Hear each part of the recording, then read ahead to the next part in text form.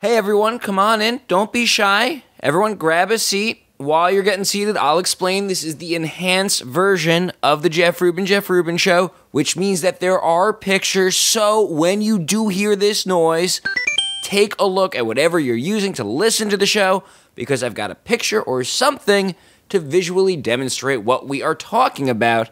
And I think everyone's here. Let's start the show.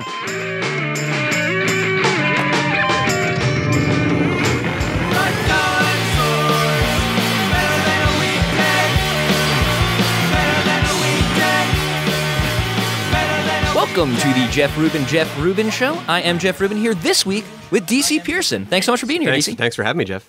And DC, you may know from the sketch group Derek. You guys were like, I was trying to think how to describe you. You're like one of that first wave of YouTube sketch groups. Is that fair to say? Yes, I would say that is accurate. And you guys also made a feature-length movie. You graduated from YouTube into a feature-length movie called Mystery Team, which is hilarious.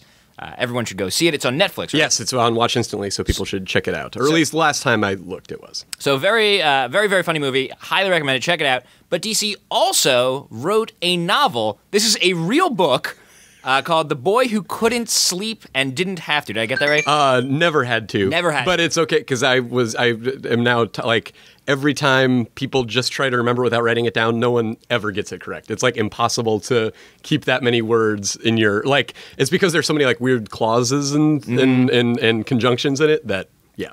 So don't feel bad. But it's a great book. Thank you. And you are currently working with your Derek friends to adapt it into a movie. Did I describe this? Yeah, that's correct. Dan Ekman, the director from Derek, and Maggie McFadden, our producer, and I are working together to get the book made into a movie for Dan to direct and Maggie to produce. And that's the topic of today's show, adapting books into movies. Yes. Because adapting books into movies is possible. It's not like it's not like video games where it's just never gonna work. Let's start this book podcast off by talking about video games. They've been doing it for years. You know, Gone with the Wind. Obviously, many of the video game. Many of the, it's on Neo Geo, right? The great films are based on books. Mm-hmm. Some movies even improve on the source material. You say, like, what would be a good example of one of those? That's a real. Oh, what would be a good one that like improves on the source material? I was just writing down on my list another one that I thought of. Well, an interesting one I think is True Grit, because there are two movie versions of the novel, and it's a book that I read when I was like really young. Actually, I think my mom even like might have read it to me.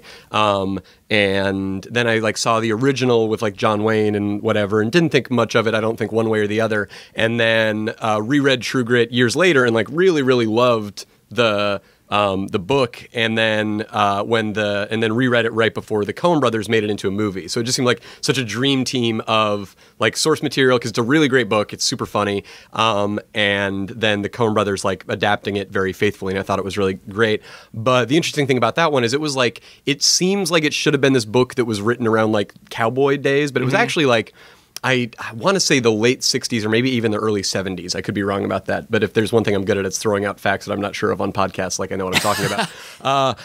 I'm very good at accepting that. Honestly, the book, if you read the book and you watch the original John Wayne movie, it almost seems like the book, in terms of how contemporary it feels like it was written after the movie. Like the movie True Grit the original is a very kind of like, you know, old-fashioned cowboy, like John Wayne movie. It feels very old-fashioned, whereas the book is still very like alive and contemporary. And then I think when they remade it, or they readapted it from the book, the Coen brothers did, I think that they actually drew out a lot of what makes the book so like funny and weird and unique. Do you have a preferred version between the book, the first movie, the second movie? Do you have, if you could only live with one of them? I mean, it would have to be the book, just because you wouldn't want to delete. You know what I mean? Like that's the thing, and it's like true form per se, but like it's, you know, that's just the one that I wouldn't delete, especially because the guy that wrote it, Charles Portis, was not very prolific. He might even, I think he might even still be alive, but I don't know if he's still writing. I'm wondering if there's one where the movie just replaces the book for you. The one I was going to cite is The Godfather, which I've read the book, and the book's good, but like the movie, it's not the movie. Right. And if I had to pick just one, with all due respect to Mario Puzo, who created the story and all that, and this is such an obvious pick, but the movie's The Godfather is good. I don't know if you guys have heard it. Very, very good. Check movie. it out. You guys got to check it. It's on Netflix. Yeah, you guys got to check out The Godfather.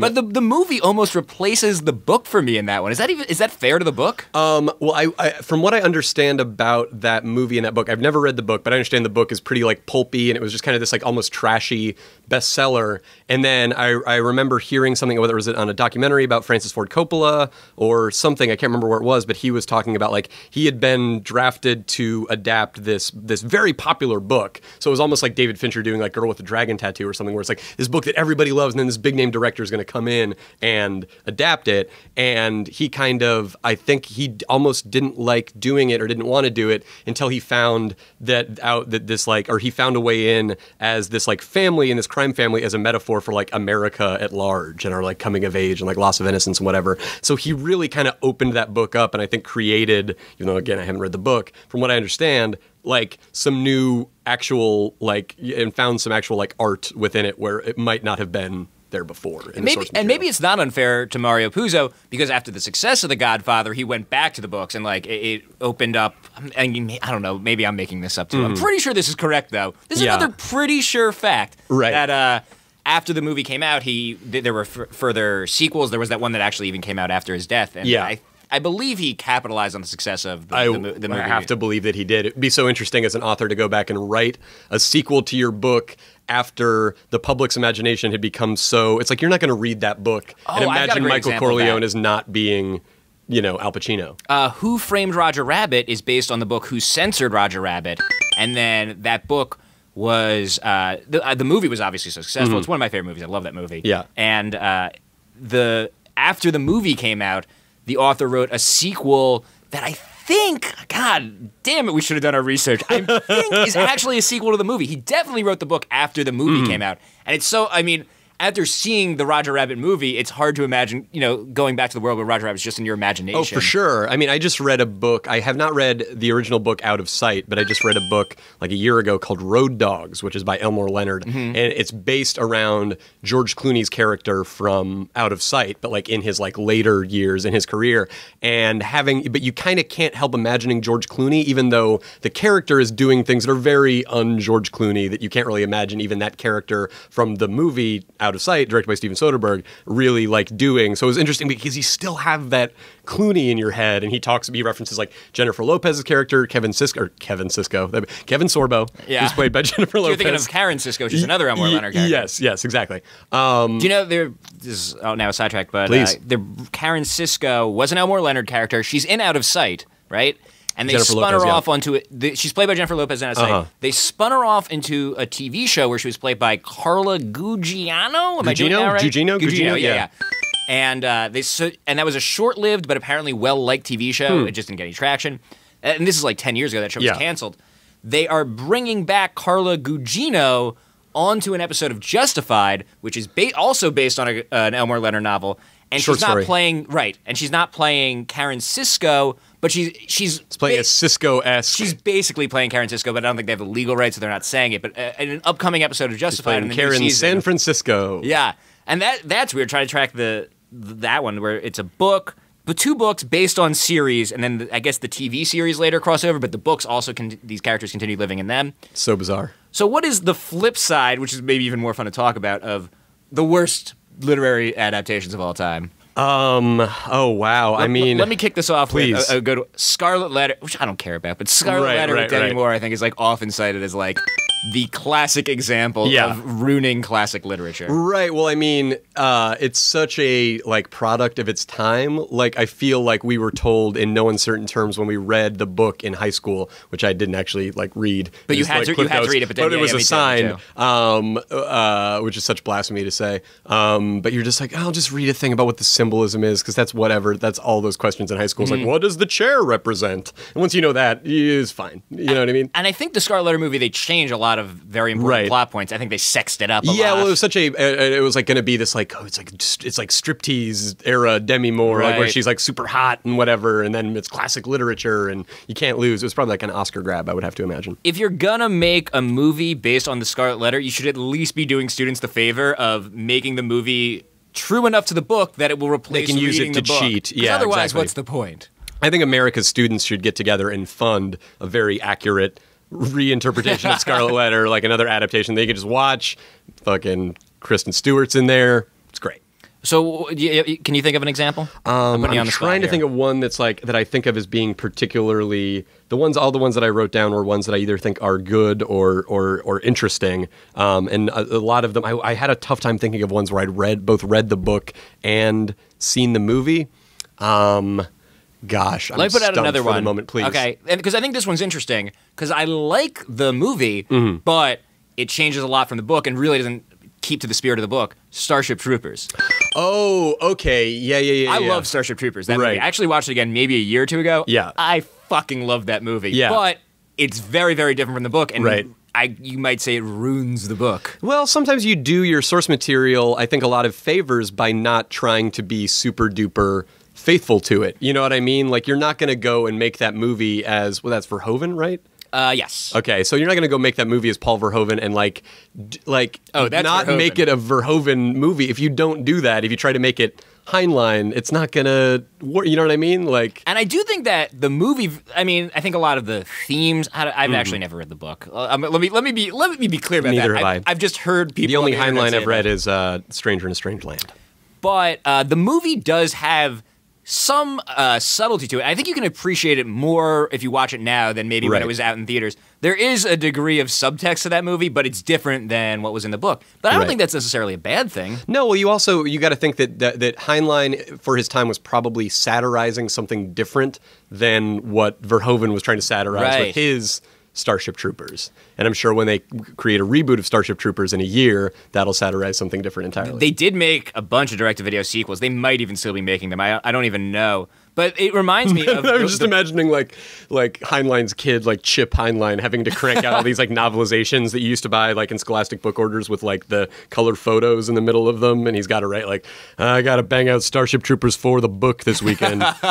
The problem... I do like how Starship Troopers is different. I like that I think that's a problem a lot of video game adaptations make, where they're just like, what is the game? Like the Doom movie sticks to the game to this ridiculous point. It sticks to the source material so closely to a fault. Right. Where there's like a scene where it's like a first-person shooter, and it's exactly what's in the video game. It's too close to the source material. Yeah. It's just, there's no point in even making a movie at that point. Right. Well, it's just like the fun of video games is that they're dynamic and you get to be a part of it. So it's almost like you get to like live a movie-esque experience. And I feel like it's getting more and more that way as games get better and better. But then you just take the interactive part out of it and you water it down. And it's like, do you really want to do that? You know what I mean? Like, is that a sell for people? I mean, maybe. I promise I'm going to stop. I'm going to try to stop breaking. Oh, thank you. You reminded me of a really good. That's why. Never mind. Cool. That's how I did it. Not a good video game one, but I would say. I love that you came with notes for this podcast. Did. I think this is episode 28. You were definitely the first person to show up with notes, and I love it. Thank you. I listened to an episode on the way, so it's like everything is coming to life right now for me because I'm like, it was just in my iPhone, and now it's all here in front of me. When I was on Kumail's podcast, Kumail and Emily have the Indoor Kids, which you were also on. Which I love is a your great episode. podcast. Yeah, Thank we you talked about Skyrim. It's really great. And I listened to it all the time, and when I finally was there and did it, it was such wish fulfillment, because whenever I listened to it, I'm like, ooh, if I was there, I'd say that. And then when I was there, I'm like, I'm here, I'm going to say it. Yeah, you should come up with your own like Jeff Rubin fan edits of the show, where you like break it up, and then you come in and and you just sort of have like Cliff's notes, Jeff's notes. So I interrupted you. What was the example? And then there's an interesting kind of like, I don't know, whatever, I'll just say it. But, or hopefully interesting. But LA Confidential, which is a book by James Ellroy. He basically was this weirdo, still is a weirdo, but dude who was writing these like very hard-boiled crime, books. And I haven't read most of the early ones, but then he kind of like, I believe, went away for a while and then came back and started writing, I want to say his like, it's called like the LA Quintuple Cycle, something, whatever. But the point is, they're all of these books that feature the same detectives in the 50s and 60s in Los Angeles. And they're these huge epics, and they have a bajillion characters. And and LA Confidential, which I saw the movie before I'd ever read any of his books, and I love the movie. It's a great period piece. It's an awesome mystery. Russell Crowe, actor Russell Crowe when he was like new and Guy a new Pearce. toy. Yeah, exactly. And now I'm thinking of more as I go, and I'm like writing them down. But Did you just write down Master and Commander? No, I didn't. That would be. I've never attempted to. Not only have I not attempted to read the book, I haven't even attempted to watch the movie. That's how intimidated I am by Master Chad and Carter Commander. from two things about Master and Commander. I know that Chad Carter from the UCB is a huge. I remember him being very into those books around the time and they sound pretty cool, like these like naval battles. And they sound like, cool if you're into that. Right, exactly. I feel like I would lose. I would not know enough of the naval terminology. Right. I believe those books, and this is another one I've never read, but I believe those books have a glossary. I've heard they have like a glossary of like naval warfare terms. Yeah. Again, I may be making that the up. glossaries and stuff and the indexes are really fucking me up with Game of Thrones because I'm on the third book of the Song of Ice and Fire saga, which way is to call becoming it my new know-it-all thing. Yeah, way to call it say. Song of Ice and Fire instead right. of Game of Thrones. Yeah. Well, it's really funny because throughout the books they'll either throw in the word like the phrase Game of Thrones just came up in the book, like it's a thing that the characters say within the world. But there's also a lot of like fire and ice imagery within it, and I can't decide if I think it's like corny or great. I think it's great. But I always flip to the back because they have these indexes that tell you who's related to who and what house and how they're, who was married to who, because it all gets like super duper confusing. And then the problem is you also flip, like when you flip to those, you also flip to like the back page of the book where it's got like the last sentence, which is always like... We should be careful here. No, I wouldn't even... No spoiler zone. No spoiler zone. No, but my problem is that I almost... It's like that. It's like wanting to grab a cop's gun. Like you're like 800 pages from the end of this book and you still want to like... Your eyes want to drift over and read the last sentence of this book and ruin it for Game yourself. of Thrones chapters end just like the TV show. Like it always... Hard, like every sentence it's like... Awesome. But then this person showed up. For sure. Like, just like the TV show. For sure. But back to LA Confidential. So, James Ellroy writes in this very kind of like very clipped, like jazzy kind of. That makes it sound terrible. Actually, it's really good and cool. But style in this very specific way that all of his characters speak and whatever, and have just a very specific outlook on law and order, and everything's very like corrupt and dark and cool and noiry. And then I just saw this movie that came out this year called Rampart, which is Woody Harrelson plays a LAPD cop right after the like Rodney King beatings and like the Rampart scandal, and he basically is like this like mascot for terrible LA police officers who are just like super corrupt, and he's like just a real weirdo. He never eats. He just drinks and smokes and just goes around and beats people up. And as I was sitting down watching it, I remembered reading about the movie long before I'd ever seen it and realizing, oh, it's co-written by James Ellroy. It's not based on anything he ever, but it's this movie that he co-wrote. And hearing it in the patterns of speech and the weird elliptical approach to like characters where sometimes you wouldn't know what they were talking about and you would hope that it would pay off, but you're like, it might never pay off or whatever. And so it was interesting to see somebody that got...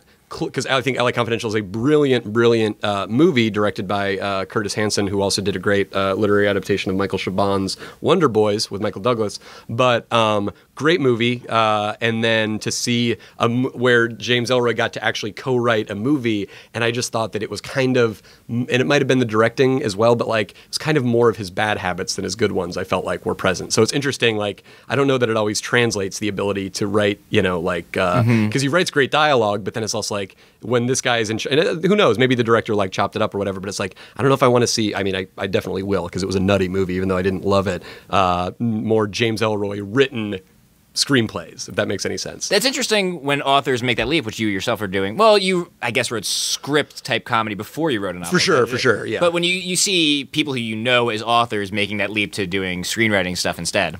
Well, I studied TV writing in college. That was what my major. In the TV writing department and the dramatic writing department at NYU under this guy, Charlie Rubin, who's super duper great. No relation. What's that? No relation. Yeah, they're spelled differently. But he's a Josh Rubin. Yeah. Are you? I'm IN. Josh Oh, Rubin he is IN. Oh, okay. Why did I think you weren't? I don't know. Josh Rubin's EN. There we go. Yeah, we get this a lot. Rubin versus Rubin. Do you guys do a podcast called Rubin and Rubin Eat Rubens? And you guys can eat Rubens. The Josh Rubin, Jeff Rubin show? There you go. Yeah, exactly. That. Yeah. Spin-off.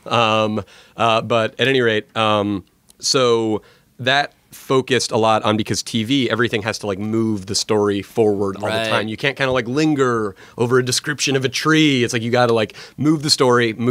Everything that's happening has to be moving the story forward, even in comedy. You know what I mean? Like Simpsons episodes, they move their story within every scene, even though you're like, this is just jokes.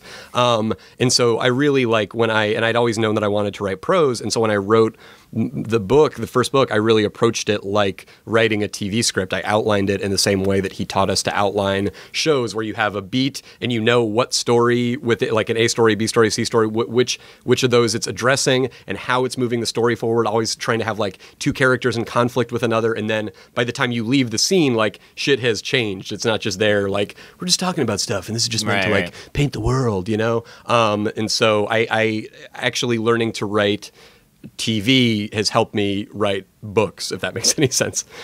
I have one more topic about, I want to like keep, because it's just so fun to rank on bad movies. For sure. One more bad movie thing, and then we'll move on to stuff we actually like.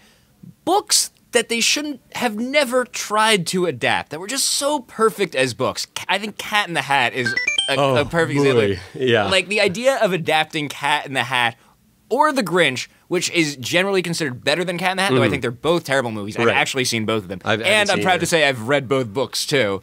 Wow. Yeah. How long did that take you? Cat in the Hat, they should never have tried. Like, it was never going to be a good movie. I like the idea of someone catching, like the way people are like, oh, I'm reading all the Girl with the Dragon Tattoo books right now. And it's like, you know, they're really great. They're page turners. Like someone being, I have to catch up with like The Grinch and Cat in the Hat.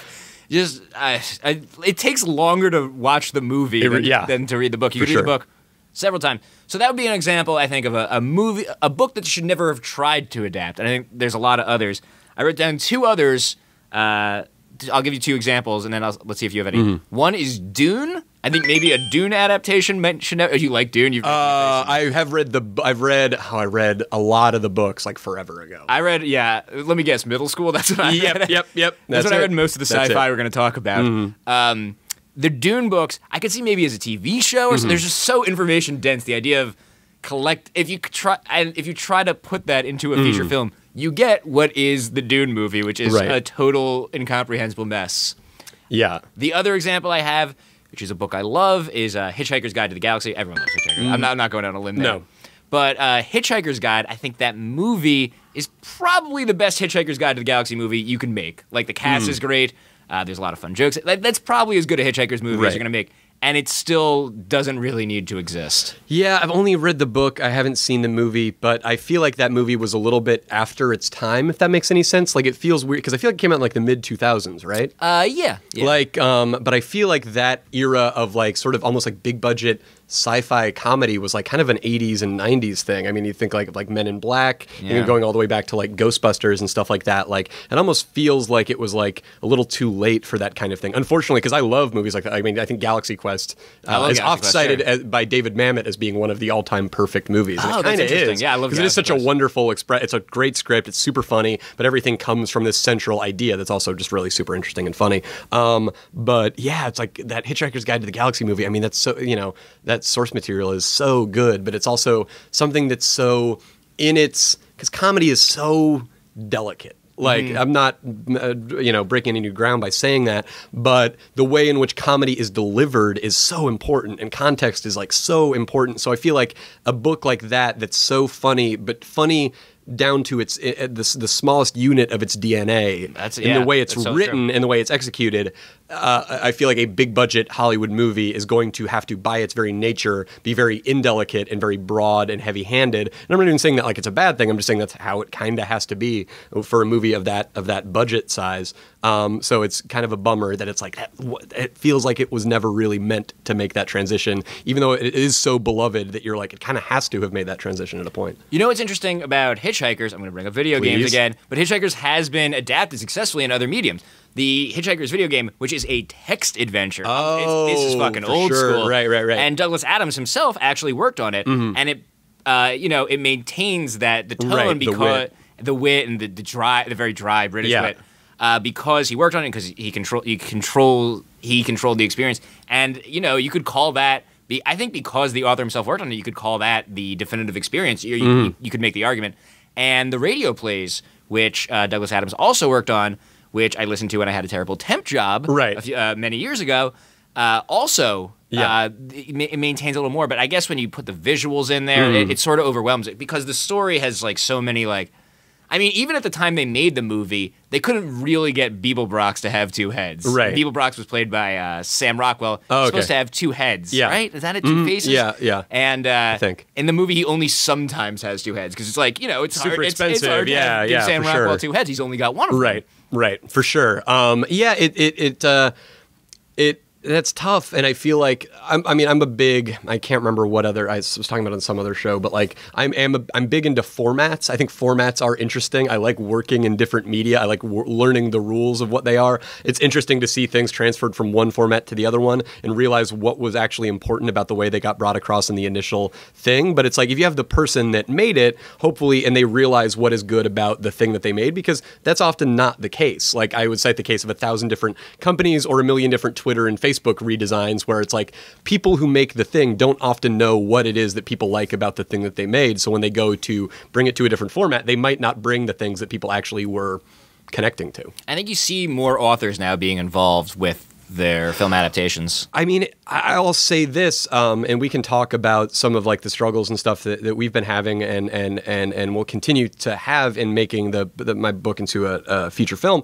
But it honestly is, I think, kind of a great time to be an author who wants to make either the things that they make into another medium, or which I have to believe everybody does, or a lot of people do anyway, because it's a time period where, because movies are so expensive to make and TV shows are so expensive to make and everything is so expensive, and the pool of money that people are spending on entertainment is, well, depending on who you talk to or who you believe, diminishing, that people want a sure bet. So it's like they're not going to just bet on, like, if I wrote Girl with a Dragon Tattoo as a script and like put it down on somebody's desk, they'd probably be like, why are we in Sweden? Why aren't we in Miami? Right, you know what I mean? But if you can prove that I can't believe they stuck with the Sweden as the setting for when interesting, right? Yeah, no, I know. But like if you every suburban mom will actually be into it, because I think and hopefully a lot of people would agree with me that most people are smarter than we give them credit for, or most individuals are smarter than we give them credit for. Maybe not as a mass audience, but like that book actually connected with so many people that it was a good bet for them to make a movie of it, even though it on its face might seem like somewhat unfriendly to like American audiences. Did you see The Girl with the Dragon Tattoo? I did. I saw both the American and the Swedish. It's Sweden, right? Yeah, I believe get Norway and Sweden mixed up. Have you read the book? No. I've not read the book. I saw the American movie. I have not seen the Swedish one. Now that we've established our bona fides, our relative. When I said that I was surprised they kept the movie in Sweden, it's just because it really stood out when like. It stars all these like beautiful American movie stars, or British, Daniel Craig's British or whatever, right? But then everyone's like, all the names sound like IKEA furniture. Yeah, for sure. Did you like the movie? I did like the movie. I was going into it so psyched that because I just Fincher coming off of The Social Network, which I believe to be one of the great American movies of all time. Although history might change that, we'll see. But I mean, like as it stands now, I think one of the great movies. David Fincher's very good. He's very good. And I would love to talk about his other movie, Fight Club, at some point. Yeah, that's an interesting adaptation. Yeah. But I did like it. I think that, I don't know, I liked Rooney Mara's character a lot more than I liked Noomi Rapace. I don't know how to say her name. The Swedish version of Elizabeth Salander. Way better. I liked Rooney Mara a ton better. Yeah, I thought she was great. She was just so much more textured. It was like so much more of an interesting character, whereas the Swedish version, she just seemed like a collection of like fashion choices. And Fincher's Fincher. He did a lot of awesome things with it, but it also felt like weirdly, I don't know, like Daniel Craig barely felt like he was in it, even though he's in every scene. Do you know what I mean? Like, I guess he felt like more of a substantial character to me for some reason in the Swedish one. But that also that could be because that was me discovering the story for the first time. I didn't know where it was going. I knew nothing about the story. It's kind of a tough title and cover to crack. Like, if you see the cover of Harry Potter, you're like, all right, that guy's reading about wizards. Got it. Or like Game of Thrones is like an emblem and a sword. You're like, I know. Whenever I'd see people reading The Girl with the Dragon Tattoo, I never knew I knew it was a phenomenon.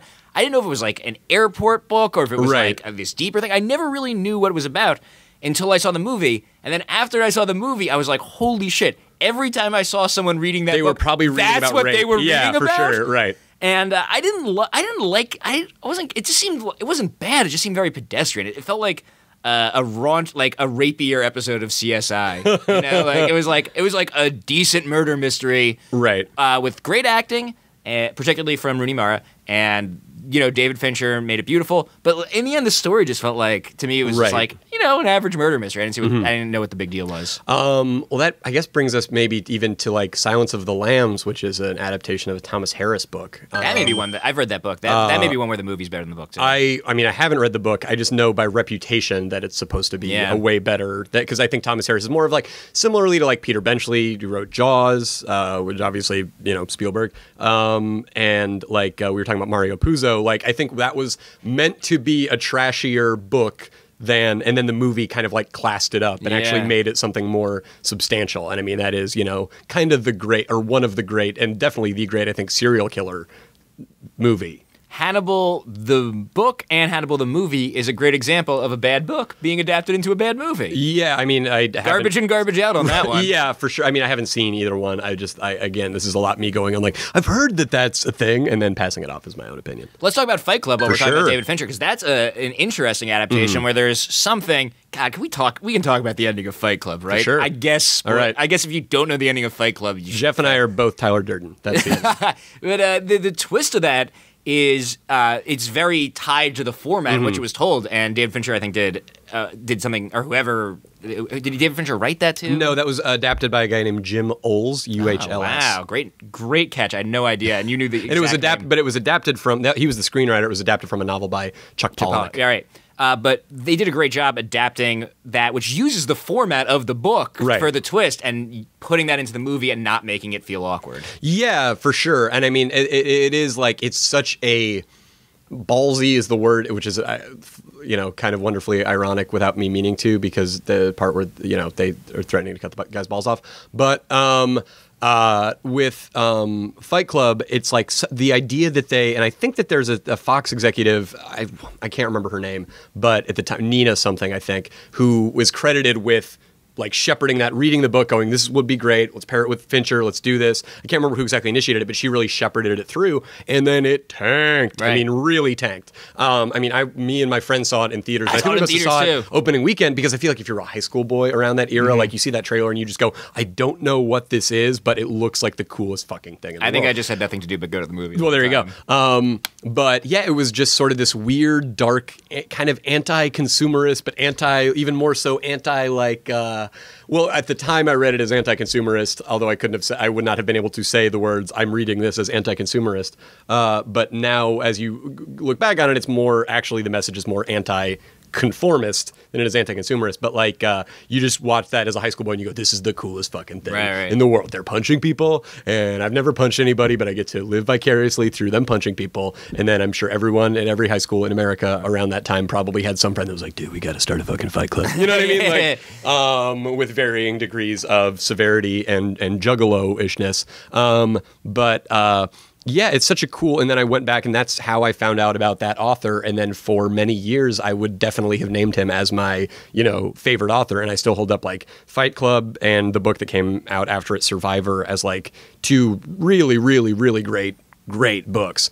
And Fight Club and I've went back and revisited it, and I don't love it as much anymore. I don't think it's aged great. No, I haven't seen it in a while, but I can imagine. It has kind of a very, and this is something that Fincher flirts with a little bit, a lot, but doesn't always completely succumb to, but that very like, this is like super grimy and dark, you know what I mean? Mm-hmm. And I think he's kind of gotten, he's reined that in a lot, and it's become more restrained, but I think that was him in full like late 90s, like this is the way that things could only be dark before we'd actually had like a 9/11, which was actually dark, so you know what I mean? But very like 90s dark, like I talked about on the Indoor Kids podcast that lost game Thrill Kill. Oh my god! Speaking of times I wish I could have been there, I had a copy of Thrill Kill. I'm very well versed in Thrill Kill. I've played that game a lot. I love it. Yeah, for sure. I wish I could have been there for that copy. The game is really fucking bad. Really, it's very bad. Oh my god, we got back to video games. Yes, we will. We will again, I'm sure of it. And Fight Club, the video game. I mean, can we talk? I've never played it. Is there a Fight Club video game? Yeah, there is a Fight Club video game.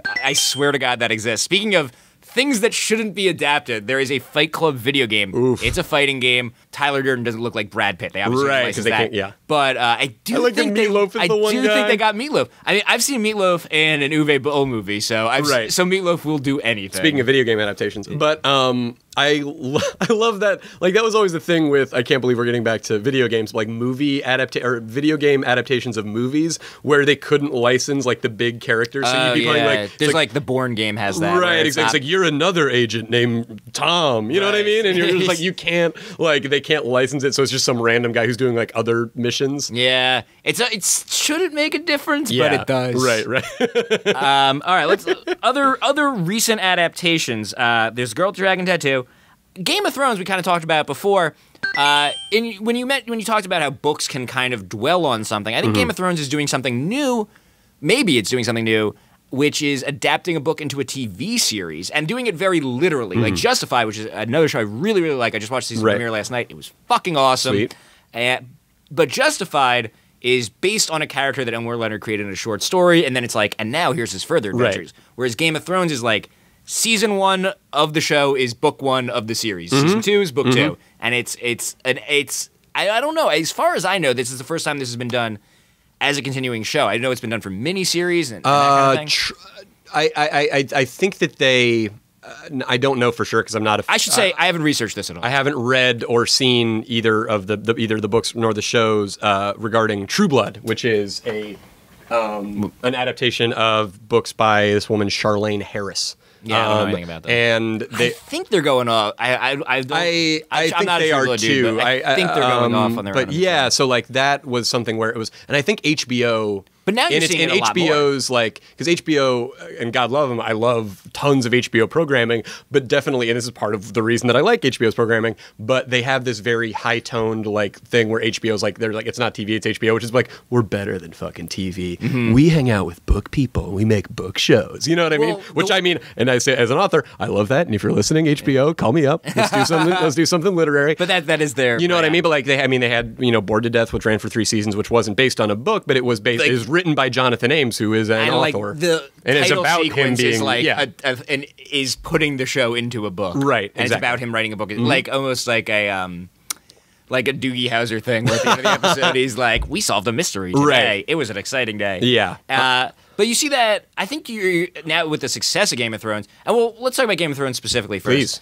Because I do think that they can, because of the format, they're able to dwell on a lot of the details. Oh, for sure. Well, and that enormous cast without cutting it down. And that was because I watched, and I think a lot of people had this experience. I was so stoked for Game of Thrones because it was like new HBO show, awesome, just like fantasy stuff. Yeah, sure. I haven't gotten into high fantasy in a long time. And then watching the pilot and being like, I don't think I like this. Okay. I did not love the pilot. And I remember watching it kind of being disappointed. And then watching the second episode, and then it ends with, and I don't even think this is that much of a spoiler, but I believe because it's the second episode. Right. And it's one of the first things that happens in the first book. But where, so spoiler alert if you haven't seen the show yet or read the books, where Jaime Lannister kicks Bran out the window. Right. And you kind of go like... That's in the first episode of the show, I think. It is? I think so. Okay. But yeah, definitely after No, that. there's something, I can't remember what it is, but there was something that happened like towards the end of the second episode where I went, oh, you know what? This fucking rules. Yeah, definitely when Jaime kicks Bran, you're like, what happened And that now? was serious. I mean, that was something where I was like, that was the first inkling that I had of like, but then there was something about like the brother and sister having sex, and I was like, this is so like HBO. Everything's Totally, got to have yeah. like titties in it, which don't get me wrong. I love titties just like I like books. Right, just like any the same man of way. just like as any man of letters does. I love me some titties, Jeff. But it did feel a little like I'm like this is so HBO. But as you read the books, which I believe the first one came out in 1996, and I'm now up halfway through the third one, Storm of Swords. But you realize how perfectly. I don't think that he was doing this on purpose at all, and I think it's a testament to David Benioff and DB something, I can't remember the other guy's name, but who have like he's listening right now, and he's like, he's like, oh, you fucker! Benioff! 25th hour of me being neglected. David Benioff wrote 25th hour. Anyway, I don't even remember what I was saying. Oh yeah, but the format of the show is so wonderfully mirrors the format of the books where you're kind of going around from character to character, from story to story. These long, almost like, not even scenes, but like miniature, like playlets or something almost. Sometimes these scenes will just be so long within the show, and you're bouncing around from character to character, and so well built, and having these amazing, just like these awesome, just like, and all these, you're like, that show's got to be super expensive. But then I think the reason that they're able to do it is because so much of it is just conversations. Yeah. Like even within the books, and even when they get to have, because they did a big workaround in season 1 where there's this huge battle sequence in the first book that they couldn't by rights show on TV because it would have been so tremendously expensive. But like they, for the most part, they don't even have that much fighting in the books either, or that much crazy fantasy stuff. And I mean, as you go along, you read things where you're like, I have no idea how they're going to pull this off. Yeah. But you hope that they're Battlestar Galactica style, kind of saving up for the sequences they know that they need to really put all of their budget into. I hope they are planning better than Battlestar Galactica did. We'll just Oh boy. I actually never watched past like the first 1.5 seasons. Oh, well, that was a show that suffered a little bit for me by being beloved by every white person of my similar age and background. Battlestar, and not to talk about it too much because it's not a book, but Battlestar. It's actually by Scott Fitzgerald. There's some great, I think some of the best episodes of Battlestar come in the last season, but it does go a little bit off the rails at the end. Mm-hmm. And I'm saying that as a fan. We've talked. Game of Thrones and its success is kind of, I think you're going to see more of these now, and HBO is doing one themselves, which is American Gods. Neil Gaiman? Gaiman? I always said Gaiman, but I've never actually really heard it. I'm surprised. I'm only learning as I'm saying it out loud right now that I don't know how to say his name. Mm-hmm. But they are adapting American Gods into another HBO series. Fantastic. That's very exciting. What do you think? What are your thoughts on that one? I like the books. I have said publicly many times that if I could have anyone's career, it would be his. Because I think Neil Gaiman just gets to go around and be Mr. like, I'm wearing a cool jacket, mate, and I tell stories. I tell mystical stories in the old tradition. You know what I mean? Yeah. And you're like, and he seems like a really cool guy, and he's nice, and I think he interacts with his fans very well, and like he gets to write the kinds of things that he wants to write, which are mashing up like old mythology with the new, with the contemporary world, and I think that's a cool, interesting thing. So I'm looking forward to it, and I think that HBO, like, they make some. I don't believe it's a controversial statement to say they make some good TV shows. So it's exciting. I watched Game of Thrones before I read it. Actually, Me too. We did a Game of Thrones episode of this podcast. Okay. And this is like an update of my life of Game of Thrones. Right. Because at the time, it was with Gabrus, who you were on an improv team with. And, Gabrus of Thrones. And he's going to love that. So at the time, I was just watching the show, and I was like, I don't know if I'm into it. I got so into it that I started reading the books. And I read the first 3 books. And when I read the books, having watched the TV show, I'm kind of playing the role of adaptive screenwriter. Oh, for sure, me too. Yeah. I'm thinking like you could probably get rid of this part, or like there's no way they could show this. And that's why it's so fun, though. I mean, I think that because do you think that ruins the experience of reading the books a little? I feel a little guilty doing it. It just makes it a different experience. For me, it enriches it. I don't think that you have to. And I say this as someone that like. If I ever get to have someone read my book and not be able to get such and such an actor's performance out of their heads from when they saw the movie of my book, dude, such a good problem to have. Yeah. You know what I mean? And especially with Game of Thrones, where it's so tremendously well acted. And my thing about it, honestly, was that like, in seeing the show and seeing how well acted it was, and really just like well written and just really well directed, and it's such an actor's show. I mean, you look at somebody like Dinklage, who you always like appreciated, but was never. I feel like I almost feel bad. Very much underappreciated him. It's almost weird that he's got. I mean, he's had an incredible. He's incredible on that show, and I'm glad he's getting a lot of recognition for it. But everyone on that show is so good. He's not the only good person. No, for sure. But I think it's because his character is one of the most likable. He's the most likable. He's also anymore. He's one that's not dead. Even in the books, Tyrion is the most likable character, for sure. and then Peter Dinklage just like enriches nailed the it. show. Yeah, for sure. But I started reading the book. Yeah, similarly got very excited. I think probably 6 episodes in, I went and got the first book and started reading it. It was slow going at first, especially because it was just weird to repeat back things that I'd already seen. But it really did enrich the experience. I got to be a know-it-all when I was watching the show and be like, well, actually, the Tyrells, and then there's a Highgarden. Interesting about Highgarden is like, and then like my roommate just be like, dude, shut the fuck up. But I got to be a know-it-all, which I always enjoy. But also, it made the books less.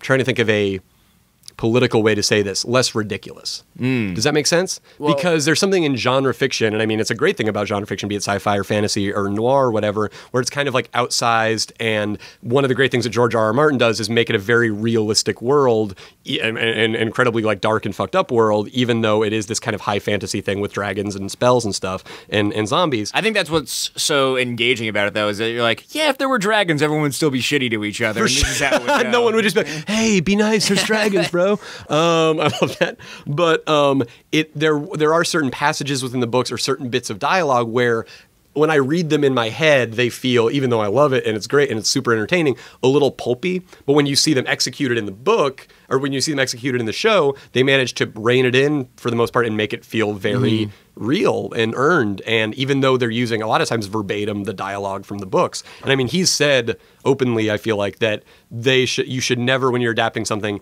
change anything about the original source material unless you have a really, really, really good reason. Which I think is like, I don't even think I agree with that, but I think it's cool that they're adapting it so faithfully. I mean, I think when you're writing something, you should have a really, really good reason for every aspect of it. Fair enough.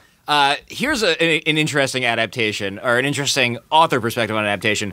The Shining by Stephen King. Oh, good book. Yeah. Probably a better movie, but then it always feels like Stephen King kind of was a little pissed off that he got one upped on it. Yeah. Openly pissed off and he tried. It was so sad when he tried to one up the Stanley Kubrick. Yeah. Right? Can I say that's what he tried to do? Yeah. Oh, for sure. So there's Stephen King wrote The Shining. Yeah. Then Stanley Kubrick made the classic movie with Jack Nicholson. And then, this is a part of the story a lot of people don't remember. In the 90s, Stephen King produced, did he direct it? It was his project. Like, it was like Stephen King's The Shining. And as to just separate it from the previous product. And it starred Steven Weber. I like Steven Weber a lot. Right. But, the 90s ABC miniseries Shining is not quite as good as the Stanley Kubrick masterpiece. And it's just interesting that, like, it always felt like Stephen King was upset that someone took his material and did it better. Oh, I think that, well, I don't know if he was upset. I mean, I'm sure he would never say I was upset because they did it better. But I think it was definitely because Kubrick took such... I don't even know that he took that many liberties with it, because I feel like I read The Shining forever ago, and I haven't seen the movie in a really, really, really long time, but, like, there's just something so completely amazing and irreplaceable about the tone of that movie that you could not have achieved without being Stanley Kubrick.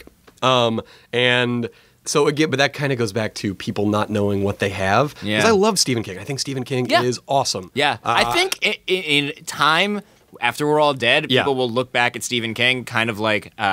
we look back at Charles Dickens, or like, for sure, he was like he's such a force for good in the world. He's like a pulpy, popular guy now, but I think when people look back, they're gonna be like, "Holy shit, this guy wrote all these great books." He's super, incredibly imaginative, incredibly prolific, which he gets shit on for, which is a little fucked up, and incredibly like he changed all genres, be they sci-fi, fantasy, and horror. He's touched on all of them and changed them inexorably forever. You know what I mean? I think he's an awesome dude. It just so happens that, like, with The Shining, it's like he might not be able to separate himself from his vision of the book, which is totally fine. It's his book. He gets to do whatever he wants to. But as fans, it's also nice because we have the book, we have the Kubrick movie. If you want to watch the Steven Weber version of the miniseries, I'm sure it's available to you. Like, that's cool. I think it's cool that he gets to do that. It just so happens that I'll take the Kubrick movie over anything ever, any day. But that actually brought me, because Kubrick, I think, a notorious like author enemy, because there's also A Clockwork Orange, which is based on a novel by Anthony Burgess, which is an awesome, and I think a pretty underrated book, I would say. I think Clockwork Orange ought to be up there with kind of like 1984, like Fahrenheit 451, and other things with numbers in them, as far as one of those like kind of sci-fi, culturally relevant books. And I think in the UK it might be. And it's all written from the point of view of Alex, the protagonist in A Clockwork Orange, and it's all in that impenetrable, weird, future gypsy slang called, I think, Nadsat. And it's a great book, and part of the fun of it is like trying to penetrate what it is that he's saying. That's another thing that has a glossary in the back of it. And then he, I want to say, I can't remember, but the controversy around A Clockwork Orange centers around the 21st chapter. The book is broken up into 21 chapters, because of the protagonist, I want to say by the end of it is 21 years old.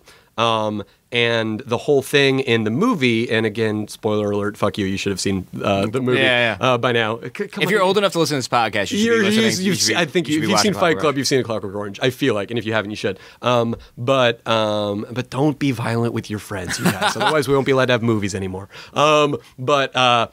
he in the Kubrick movie ends with him kind of like the whole thing is he's totally reformed and reprogrammed by society, and isn't that tragic because it's like creating a Clockwork Orange, which is an unnatural thing because he even though he's violent by his nature, to take that away from him goes against his nature, and that is fundamentally evil is kind of the message of The Thing or the message of the Anthony Burgess book. And then in the Kubrick movie at the end he's just like, I'm back into being violent again, and it's kind of this, if you're in high school especially, such a cool, like, fucked up, like, morally ambiguous ending.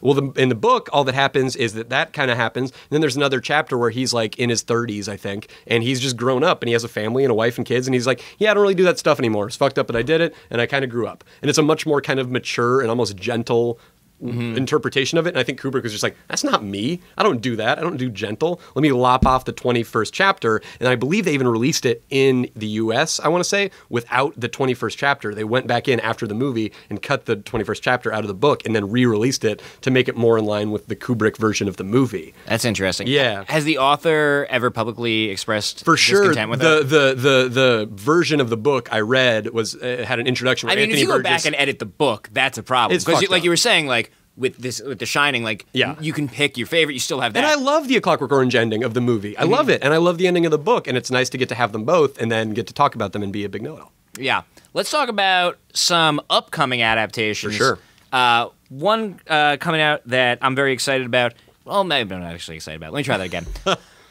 Let's talk about some upcoming adaptations. One big one that's coming out is Ender's Game, which I actually is a classic sci-fi book. I actually just read it a few months ago, and it was great. I loved it. And the movie's coming out, and they're sort of seem to be positioning it as like another Hunger Games or Harry Potter type franchise. The book is and it was written before Harry Potter, but it's something like a sci-fi Harry Potter on a very superficial level, in that there's like a school with kids and they're competing, and there's bigger things than that going on. But it'll be interesting to see it adapted into a movie because there's a lot of very mature themes in it. It's not Harry Potter. Well, Harry Potter has mature themes in it too, but it's darker. I'd say Harry Potter gets dark too. I haven't read Ender's Game in a long time. It's more. I would say it's more mature than Harry Potter. Yeah. It's like there's a lot about like politics, which I think is something that God bless Harry Potter never really touches on. There's a lot of very young characters, a lot of naked, very young characters at times. There's a very climactic scene in the shower, which is cool in a book. I don't know. Yeah, how they're gonna do that it was for the written movie. by Pete Townsend, right? Well, it's kind of cheap shot. I read I read Ender's Game and I loved it, and then there's a whole series. I'm like, I'm gonna read more of these. And as I was reading them, at some point I decided to Wikipedia Orson Scott Card, who wrote the books, and I wish I hadn't because it completely destroyed my enjoyment of the films. Orson Scott Card has some very controversial viewpoints. He is not totally a fan of gay people, and he's like sits on some board about and he's just been sort of outspoken against that. And I was like, I don't know if I want to like. He's kind of in a Frank Miller camp where it's is like Frank some Miller guy an asshole too? Don't tell me about that. Yeah, you didn't hear about this? Yeah. Well, he wrote. I mean, he's been, I think, for a while been a pretty outspoken like crypto conservative, but he did a panel of a comic on his website where it's just Batman doing a long anti-Occupy Wall Street tirade, and it's just Frank Miller shitting on Occupy Wall Street. I don't mind like someone I don't mind conservative like I know there are people that I'm not that, but some people have that, and that doesn't bother me. But I feel like the other thing with I don't want to get too much into it, but it's sort of I feel like that's a little different. I was like, I don't want to support this guy. Anyway, they're making an Ender's Game movie. Yeah. And it's like a big budget thing. Harrison Ford is going to be in it. I don't know if he's like really going to show up. Right. Are you going to see this one? Probably. I mean, I read the book forever ago. I have an interesting connection with Orson Scott Card. Oh, I'm sorry. In that no. Like it's my dad. Dad. Just picking on you again. No, I was just like, I had, right after my book came out, and I still do, of course, because I'm a narcissist, Google alert out for the name of my book, and one of the things came out, I was like, so-and-so, Orson Scott Card, whatever, and I clicked on it, and on his website, he had written a really long review of my book. Wow. It was, basically, at the beginning, it was very cantankerous. I didn't know what exactly he was getting to, but it was just a lot of points about like first novels, and I thought this one was going to suck, and not in more florid language than that. But by the end of it, he was like very, very He like loved it. That's he like great. was very complimentary. He's a great But then author. again, my book is super homophobic, you guys. So he probably was reacting to that. Whatever. No, but so it's this weird thing where I did the exact same thing, but with that review because I knew of him from Ender's Game. I was like, wow, that's so awesome. The guy from Ender's Game. I really sci-fi like legend. And he's written whatever. other and I clicked through to his Wikipedia page, and then it was just like that thing, exactly what you found out, where everyone's like, yeah, he's kind of a dick. And I was like, ooh, I'm gonna still choose to appreciate it anyway, even though he's probably a bad guy. It's not totally fair of me. Like, I'm sure I listen to musicians who are awful, awful people. Like, if you want to apply that standard to everything you enjoy. The other interesting thing about Ender's Game as a franchise is like a big budget Harry Potter-ish movie franchise is that the sequels are fucking crazy. Like, they go a little... If you go to Wikipedia and go to the Ender's Game series page... There's no Ender's Game 2. There is literally a flowchart on Wikipedia for how the series went. There's like this fork that follows one set of characters and then like some of Ender's friends on the other side. One takes place 1,000 years in the future, and the more regular, I'm putting regular in quotes, like the one you would probably adapt into a movie, because the one that follows the main character, Ender, gets very much into like spiritual themes, and it takes place on it's like very different. The one that's more like the original Ender's Game doesn't involve Ender. It involves like all his friends. Oh, really? From school, and it's like what happened to them after the events of the book. So it'll be interesting to see if if they choose to develop any of those. I just remembered another, not to get off topic of new ones, but another Kubrick controversial adaptation, which is 2001, which is based on a book by Arthur C. Clarke. Right. And then the follow-up, 2010, because there's 4 books, I think, in the series. I've read them all. As have I. Also in middle school. Also in middle school, me too. Yeah, for sure. I think 3000 came out when I was in middle school. God, I keep thinking, I wish this was like a 9-hour podcast because I keep thinking of other ones.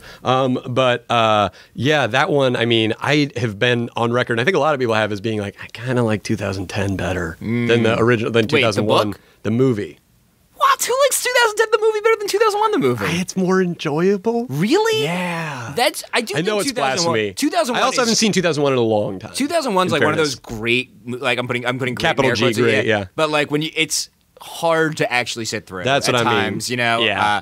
The end, again, and it's blasphemy, and maybe I'm just being a troll. It's difficult. I would say it's a great movie. It's difficult to appreciate. I don't remember liking 2010, which has done. I also haven't seen that in a long. I haven't seen either of them in an equal amount of time. Probably since even before I read the books when I was in like middle school or high school. But I just remember 2010 just liking the weird, because I think I might have even seen 2010 before I said 2001. And the opening of 2010, which is so cool, which flashes back to this part that's not even it's in the books, but isn't in 2001, where one of the astronauts, I want to say Frank Bowman, is like, my God, it's full of stars. It's so cool. It's like such an interesting thing that doesn't really actually get set up in 2001, the movie. 2001 is more kind of like trippy, like 60s-ish, like spectacle. And 2010 is more like hard sci-fi, I feel like. Yeah, all the books are good. That's an interesting one, another unique scenario. It's interesting talking about it because they all have some unique aspect of it. For sure. Where Arthur C. Clarke worked on the script. This is another one where I'm pretty sure I'm correct. Oh, cool. He worked on the script for that, and he was doing it as he was writing the book. They're kind of like simultaneous. On 2010? We should Wikipedia That's that. cool. Yeah, we should. Thank God. And also, if he could see the things that we're using, the iPad that you're using to look it up, I mean, I guess he can, because I think he's still alive. Is he still alive? Arthur C. Clarke is still alive? Right? Yeah.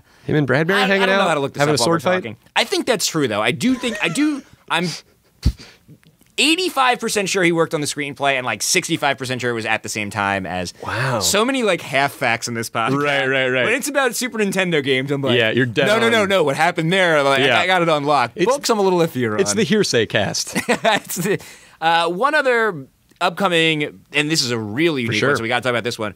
Great Gatsby 3D, which is almost like a comedy sketch we would have done like 2 years ago when all the 3D adaptations started. And we were like, what is the silliest thing you could possibly adapt to 3D? But Great Gatsby 3D, Baz Luhrmann is doing it. He's good. I've never seen any of his movies. He's apparently well-liked. It's got a pretty legit cast. Yeah. It doesn't seem to be insane on its face. What do you... I mean... Can this what should we expect here? I always hesitate to... like, just out of a pure craven, like, I don't know who's going to want to hire me next, like, publicly, like, shit on, like, especially also in having made a movie, you're like, you know how hard it is and how impossible movies are to make in general, how hard it is to get things made and whatever. So I don't want to be, like, hyper skeptical, but it just seems, like, so crass. And I mean, like, The Great Gatsby as, like, the great like, F. Scott Fitzgerald, and here's the thing that is A, amazing, and B, infuriating. F. Scott Fitzgerald said, I'm gonna write the great American novel, and then he did. So fucked up. Through a drunken haze, he was like, I'm gonna write the great American novel. Oh, whoops, I did. Like, it's great. It's great. And like, it is so perfectly a book. You know what I mean? Mm-hmm. It's so perfectly a book. Yeah, very digestible, very easy to read. Yeah. And I don't know. So I have to put myself in the skeptics camp on the subject of Great Gatsby 3D. It's going to be something. I think that I would maybe file that one under just crazy enough to work. Mm-hmm. You know, like an A-Team plan or something. Yeah. It's so insane that he must have an idea for it. Mm-hmm. Because no one was asking for this. No, for sure. I mean, there are... But the cast is great. It's Leonardo DiCaprio, right. And I don't know who else. He's good. He's great. Yeah, and I'll see any. I've decided any movie that features, because there was a whole year, I want to say it was like 2010, where this was every trailer for every movie was Leonardo DiCaprio, gray skies, it's raining, he's staring out of the back window of some sort of vehicle with a look in his eyes. It's like, something's fucked up here. You know what I mean? It's like Inception, Shutter Island, every movie, he was doing that. It says a lot about him that I was like, yeah, that movie's got a great cast. When push comes to shove, I actually recognize that I don't know anyone in it except him. Just Leo. But he's so good. He makes good choices. Yeah, that's the thing. He's so good. And what I always think is very cool about him is after Titanic came out, he could have so easily cashed out and just like done 1 million romantic comedies, right. Made $1 billion, and there's nothing wrong with that. No. But he made a very deliberate decision to make good movies choices. And work with great directors. Fucking Moneyball. Oh, that's an interesting one. You know what I mean? Like, I didn't even, because as I was coming over here, I was trying to think of all the ones like recently, like Tinker Tailor Soldier Spy is an adaptation, Drive is an adaptation. Please. Sorry. It's just the thing is that because he makes those deliberate decisions, that when he's in something, you're like, it's like he's recommending it. Like, for sure. He's not making it. He's recommending it. Because he can do, by his presence. He can do whatever he wants. Sure. So if he signs up for something, like he thinks there's something there. I never see a trailer for J. Edgar, maybe. Yeah, but like even that, like. But I know why he made that choice to do that movie, even though it's supposed to be. So you were saying Moneyball, which is an interesting where like non-fiction books being adapted in fiction, and also Social Network. Oh, and another weird example is Mean Girls, which is based on like just a book about. Oh yeah, Queen Bees and something else is like the name of it. It's just like a book about high school sociology, and then they adapted into this great comedy. Mm-hmm. Or he's just not that into you. I don't know. It's also based on a nonfiction book, but probably not a good movie. I remember the AV Club for that one said that it was based on, he's just not that into, it was like based on a column written in a TV show that was based on a book. It was a movie based on a column written in a TV show that was based on a book. Like, it couldn't have gotten... Right. It couldn't have further afield. I want to talk about the work you're doing now that we've talked about all these adaptations and the struggles you're facing with it. Are there any others you want to talk about before we move on? Probably not. Other ones that I was just thinking of that as it was happening, it was interesting. Yeah, and I was like, no, we don't have to. But like one that I thought was like, I don't know, or like, well, you look at something like the book Heart of Darkness, which Orson Welles wanted to make that his first movie. I mean, that's all he did was adapt stuff. I don't think ever had, and I don't say this in a bad way, like a literally original idea in his life. It was all adaptations. And the way he did them and adapted them was original. And I mean, Citizen Kane wasn't based on a book, but it was, crypto based on the life of, what's his nuts? Hearst. William Randolph Hearst. So I like him saying it like it's a trivia show or something. Hearst, buzz, buzz, buzz. But before that, he wanted to make an adaptation of the book Heart of Darkness by Joseph Conrad, and he wanted it to all be first person. Speaking of video game adaptations, he wanted the camera to literally be the character of the guy going up the river to find Kurtz. And which is like such a cool, because he was like very into like breaking media open, and film was still relatively new. So he's like, it's going to all be, first, it's like such a cool, interesting, weird idea. And there's all these pictures of him like looking at these like sets for it. And anyway, I don't think he could get financing, and he ended up making Citizen Kane instead. But then you have like Coppola ended up making Apocalypse Now based on Heart of Darkness, which is probably the most unique situation where it's based on the themes and outline. Yeah, exactly. But then also by its tone, and I haven't read Art of Darkness, and I was assigned it in college. Definitely, and I didn't read it. I barely read any books I was reading. Oh, I got high school. Well, there's something about him being assigned that makes you not want to read them. Absolutely. I have that could be in a whole other podcast about how I think that like high school destroys reading for people, and a lot of people who don't read, I can't really blame them. But anyway, read. And also because I was thinking about with Great Gatsby, often for whatever reason, I think because I discovered them, as a lot of people do at the same time, J.D. Salinger and Catcher in the Rye, which I don't know. I feel like there must have been a film adaptation of that at some point. I'm not sure. If there is... Or maybe not, because maybe they could never get the rights. I don't know. But I feel like I should know that. But either way, if there is one, it's certainly not notoriously either, you know, it's just not known about. Way to really. make a movie that's average. Yeah. You know? Like, if you made a Catcher in the Rye adaptation and no one's still complaining about it decades later, that's kind of a victory. It really is. Because look at us. Like, I guarantee if you Google like worst book adaptations, I guarantee Scarlet Letter's like still at the top. People are still complaining. I was just thinking that the perfect way to adapt, especially in that era that they might have been adapting it, would be if you had Charles Schultz do a Peanuts style cartoon because they're essentially the same character, Holden Caulfield and Charlie Brown. But I would put, and this is a big like lame liberal arts school like trolley like limb to go out on, but I would say Royal Tenenbaums is a J.D. Salinger adaptation because it's so aptly and in some ways cartoonishly capturing the tone of those books about the Glass family, this like family of geniuses. Right. When that and Tenenbaums has such a book motif throughout it, from the chapter headings to all the different pictures of the books written by the various characters and whatever. So it's like almost interesting to see someone make a sideways adaptation where it isn't literally that source material, but it's like such. I mean, you would not have that movie without Salinger. You know what I mean?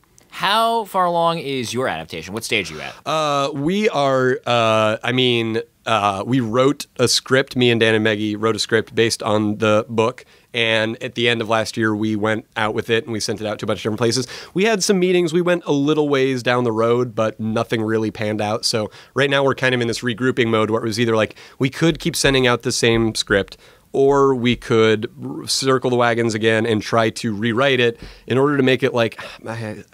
compelling is the only non-dirty word I can think of for what we're going to try to do with it. And it's actually kind of an exciting idea, because when we first wrote the script, and I'm sure if like someone actually who'd read the book read the script, they would go, oh yeah, I see where you pulled everything from, and this is interesting, and okay, cool. And hopefully I think it's interesting and entertaining and fun.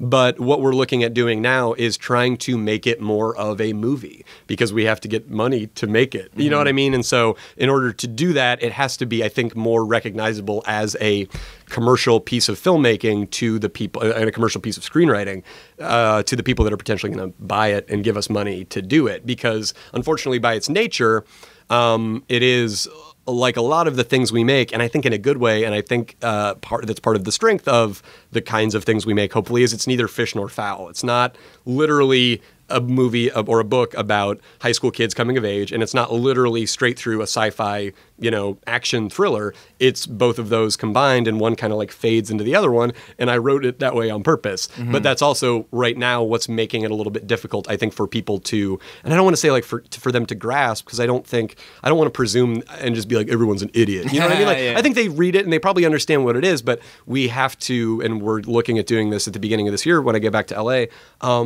into rewriting the script to be something that is a little more movie-ish. So when we go back, we're just going to like start from scratch, and almost like it's kind of cool to be able to have a whole new run at this piece of material, if that makes any sense, and completely reinterpret it. Whereas before, we were doing it kind of the George R.R. Martin, like, you don't change a thing. I mean, we cut out a lot just because you have to, and it is sad to see those things and those nuances go, but then you hope that I know for a fact that we're going to make it at some point, and I'm not just trying to practice like The Secret by saying that. Like, I'm like, we really want to do it, we're really enthusiastic about it, and we're going to get it made someday one way or the other.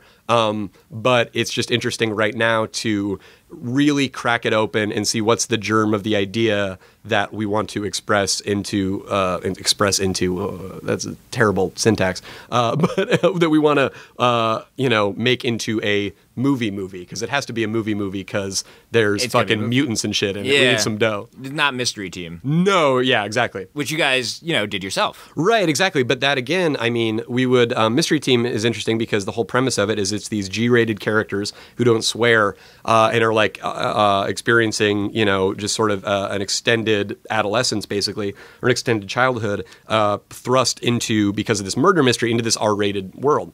And so it's a similar thing where it was kind of crossing genres. The whole thing that we liked about it is it's R-rated Encyclopedia Brown. And we thought and I still believe that that's a funny, cool, interesting idea. I've seen so when it went that's to correct. when it went, and that's I think what makes it good. Besides all the choices that we made to try to make it something good. But when we went to Sundance and people were looking at buying it, that was everyone's comment. They're like, well, but if it was a G-rated movie, we could we could sell that. If it was just an R-rated movie, we could sell that. But it's like, it's this kind of weird combination of the two. And the metaphor that I would always use is that's like being like, well, if it were just Luke on Tatooine, then it's just about like a farm boy and we could sell that. And if it's just him in space, then we could sell that. But it's that him going to space and going on this adventure thing. And it's like, that's the point. But what are you going to do? So right now we're kind of in this place of having to, go back, start almost for our own purposes from scratch and just trying to make it more of a movie is the word I keep, the term I keep coming back to. So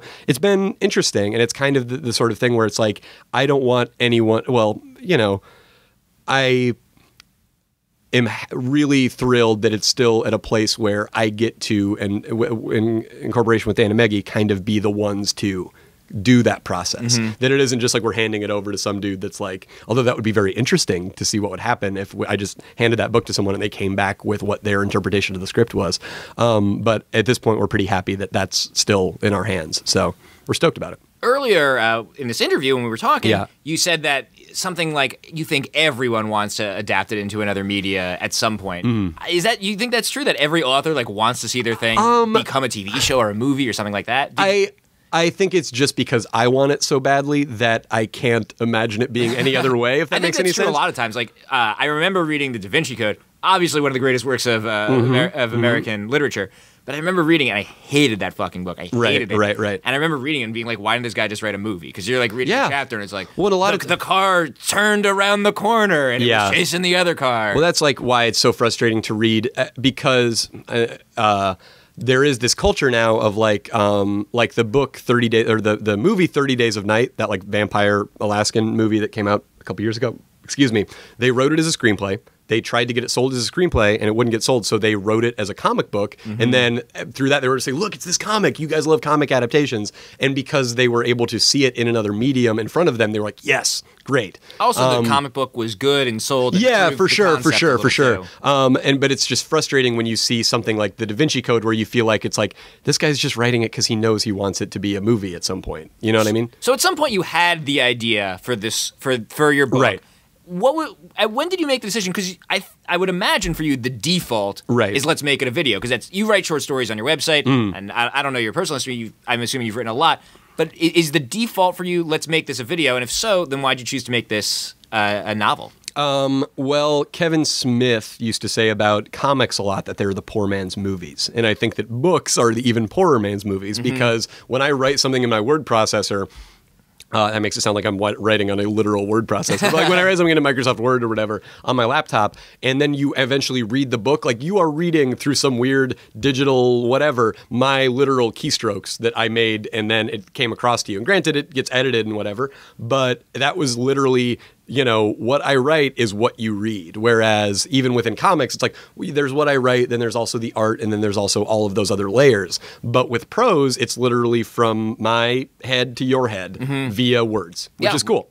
And it's kind of, to be perfectly like, art, like theater school geek about it, like it's kind of magical in this neat way. So it was the medium that I was able to afford with that idea. And then also, if I've always said, like, if I could only do one thing, it would be write prose.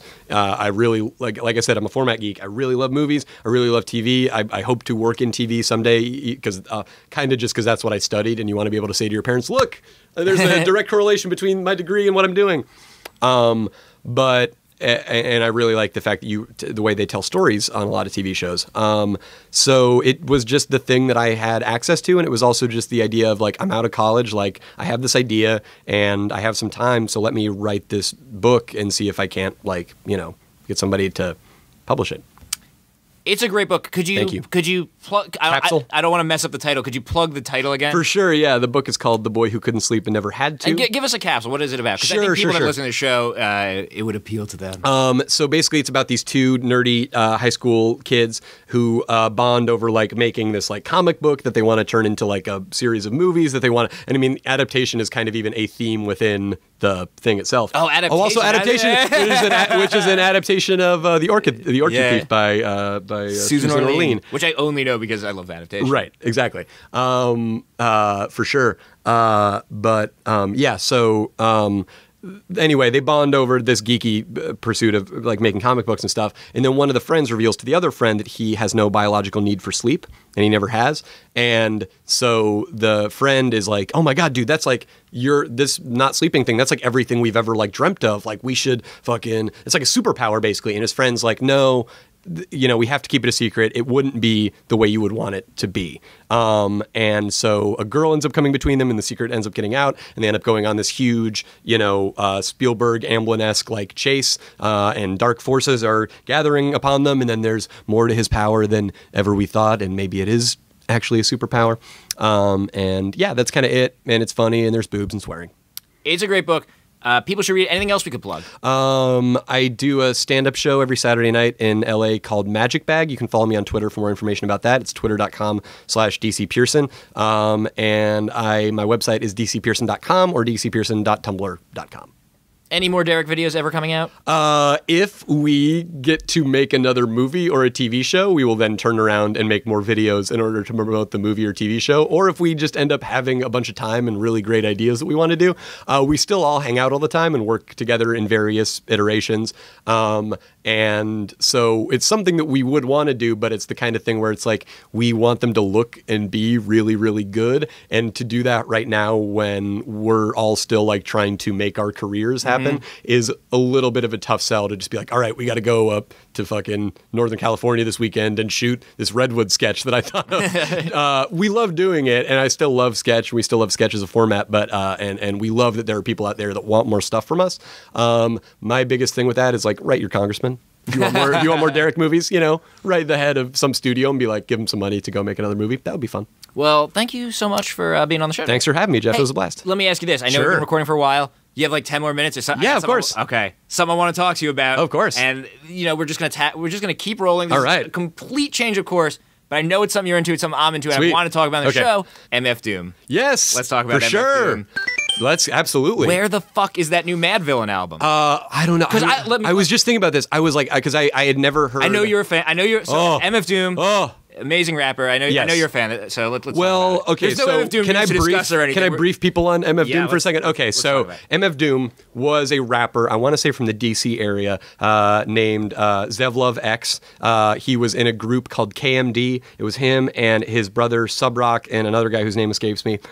His brother. They were a kind of De La Soul-esque, a more politically aggressive, kind of like between like Public Enemy and like De La or like Tribe Called Quest, and then like the humor of a Beastie Boys kind of thing.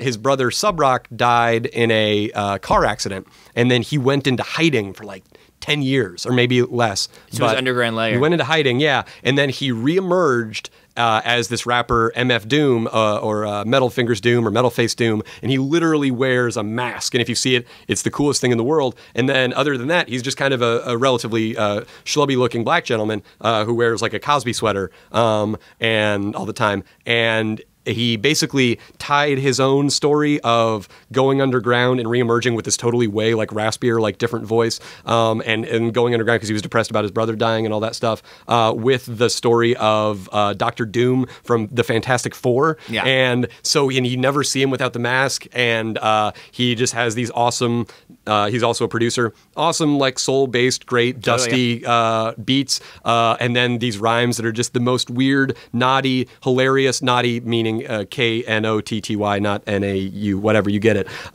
But they're amazing. These fucking awesome couples, just the most intricate, cool, like one of those lines that every two lines where you're just like, oh my God, that's amazing. You know what I mean?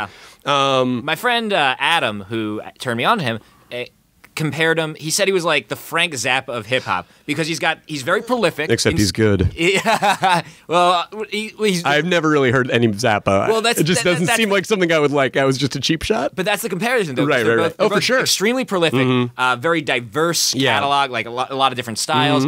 And they're both very difficult to penetrate. Yeah. Where a lot of people don't like Frank Zappa because it's hard to get into, and MF Doom is very difficult and it is difficult to understand. Yeah. But once you crack it and once you begin to learn how to appreciate it, the treasures are never ending. Oh, yeah. You listen to songs, again, with Zappa and MF Doom, you listen to songs you've heard 100 times and you hear a new element you've never caught. Well, I'd never heard, because his first album, Operation Doomsday, was unavailable for many years. And then they just re-released it, and I had never heard it, and my little brother had it, actually, and so I got it from him, and I downloaded it onto my iPad or iPhone or whatever, who cares, over Christmas, and was driving back home from Phoenix to LA, and I was listening to it for the first time, and it's like so amazing and so perfect, and it really actually kind of like lays out his whole like story, and it really is him like re-emerging into the, you know what I mean, into this world, and so awesome. And I was just like, dude, I don't know if anyone would ever finance it. I can't imagine that they would. It seems so non-commercial, but like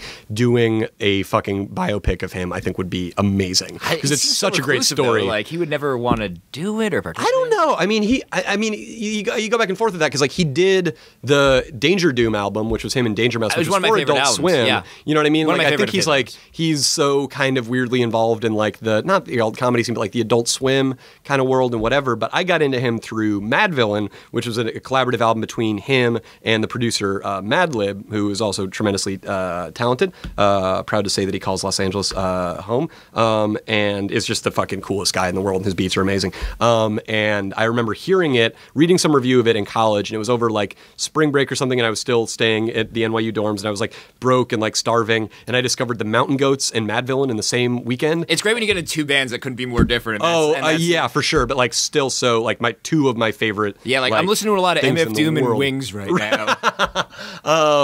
But there were some similarities because they both were like, especially when the Mountain Goats, when he was recording on just like a 4-track, and he was this just kind of weird, mysterious like storyteller dude, like that they were both kind of had these weird, mysterious storytellery elements to them. But anyway, and just hearing like that first, like I think I heard like Rhinestone Cowboy for the first time, which is on Mad Villain, and you're just like, what is this? And then it's one of those things that snaps into focus. And you're like, this is the best thing I've ever heard. I don't know where the next Mad. I mean, they've been talking about it for years. I feel like I heard right when I was moving out to LA, like Doom is in LA. They're working on the next Mad Villain album. And you moved out to LA. We just said before we started recording. A couple years ago. Yeah. 2009. That's what I wanted to ask you because I'm not into music enough or specifically rap enough to like follow hip hop websites. Right. But so I don't know the day to day. Like they're always threatening to release it, but it seems like it's not there. What's your favorite MF Doom record? Food. Food. I mean, I would put Mad Villain above, and I do kind of consider that an MF Doom record. I also there's a big, and that's the other thing he releases that are essentially pretty similar, but like they're under different like names. Like he also goes by Victor Vaughn. He's released that's a great album. The first Victor Vaughn album's really, really great. I think we can call I think we can refer to his various pseudonyms as MF Doom albums. In the first, for sure. And I mean, he like says in the first song within like 4 lines, he says, to name names, a really big fan of Dan Aykroyd, and you're like, you're the best. You know what I mean? The album he did as King Ghidorah is one of my I still have not heard that one. Oh, it's so good. See, but it's also like you never know when you're going to get more music from him, so he's not somebody where I feel like I have to go out and get all of his records. I'm like, I didn't hear Operation Doomsday until like a month ago, and it's amazing, and I want to listen to it a bajillion times. It's not even the best song on the album. Steely Dan. Oh, that one's good too, but the one that does the Scooby-Doo theme. Oh, yeah, for sure. Well, I think that's why they couldn't release it for so long, or it was out of print because the samples were so expensive. That makes sense. Yeah, but there's a song, Gastrolls, which samples fucking Steely Dan song. Anyway, it doesn't matter. Some Steely Dan song of Asia. And the Danger Doom Your album, dad would like it which too. It's tough to listen to several times because I love Aqua Teen Hunger Force, but like, it's tough to listen to an album where like Meatwad talks for 30 seconds. Right. But that's a great album too. Yep, great lyrics on that one. Yeah, it is. It's weirdly like dated because of all those like mid 2000s Adult Swim references. Yeah, you know what I mean? Yeah. You got a pre or right around the same time of Gnarls Barkley era CeeLo on that album. But it's good, and like he's one of those people that the things that are confounding and annoying about him are part of the charm. Like the fact that every one of his albums has like 9 weird skits on them that aren't really skits, but are just like sampling weird educational films and like just like cool beats. You're like, why aren't you rapping over this? This is so good. But then by the same token, like that's part of the mystery and like the coolness of him, I feel like. Yeah, and I feel like I'm talking about somebody talking about like Bob Dylan or something. Another reason another reason the music speaks to me so much is the nerd references. Like For sure. if you know your nerd shit, like there are rewards to be found. And he's not just somebody that's like doing it just for like a cheap like sort of like, oh, listen, I just mentioned Mary-Kate and Ashley. You know what I mean? Like they're very knowing. I'm trying to think, I can't think of one now. Right, exactly. Also, that wasn't a shot at Kanye West, who referenced Mary-Kate and Ashley on N-words in Paris. That's not it. Anyway. But there's such a And I know he listens to Jeff Rubin show, so I really wanted to get that out there. Like like most of his albums, he samples like old Fantastic Four cartoons for the time about Dr. Doom. And then the King Ghidorah one, that is replaced by old Japanese monster movie. Right. It's like, we must stop King, Yeah. And that kind of takes the place. And it's not like, there's jokes about them too, but it's like, just comes from this passion for that culture. For sure. And for that, those yeah, things. So it's kind of the same thing as Wu-Tang, where it's like, where hip-hop crosses over with this wonderful, kind of weird, dusty appreciation of like weird sci-fi and kung fu movies, and it's just like it's like the coolest thing I can think of. Marijuana. That's. I think you're right. I think you found the common theme. The common theme between both of them. I'm so glad we were able to get that in, and thank you for having me, Jeff. We got it in after the book, so all the literati that tune in can stop listening when we start talking about rap. Thanks again for being on the show. Thanks for having me, Jeff. Let's get the book title out there one more time. It's called The Boy Who Couldn't Sleep and Never Had to, and it's in bookstores, and it's on your iPad and your Kindle and everything like that. Thanks, DC. Thank you guys so much for listening. I'm not sure how many of you listened to an hour and a half of us talking about books, only to stick around for an additional 10 minutes of us talking about MF Doom, potentially a very small center of the Venn diagram there. But if you are still here, I got one last chance to make you stop listening before I plug all my social media shit, because I'm going to do some after-the-fact fact-checking. We just talked about so much, and there were so many things we weren't sure about that I thought I'd look them up, fill in some of the details, keep Rami off my back. I'm just kidding, Rami. I love you. Okay, so Who Censored Roger Rabbit is the first Roger Rabbit book. They made a movie based on that. It changes a lot of things called Who Framed Roger Rabbit, obviously. Then they made another book after the movie, but what's weird about the situation and what I was kind of getting at is that the second book is based more on the movie than the first book. So the second book is more of a sequel to the film than the first book. Kind of weird. Mario Puzo did work with Francis Ford Coppola on the screenplay for The Godfather, and then also on the screenplays for The Godfather 2 and 3, which were not books. However, between The Godfather 2 and 3 movies, he did release a literary sequel to The Godfather called The Sicilian, which was later adapted into another non-Godfather movie, and they couldn't use any of the Corleone characters because of copyright, blah, blah, blah.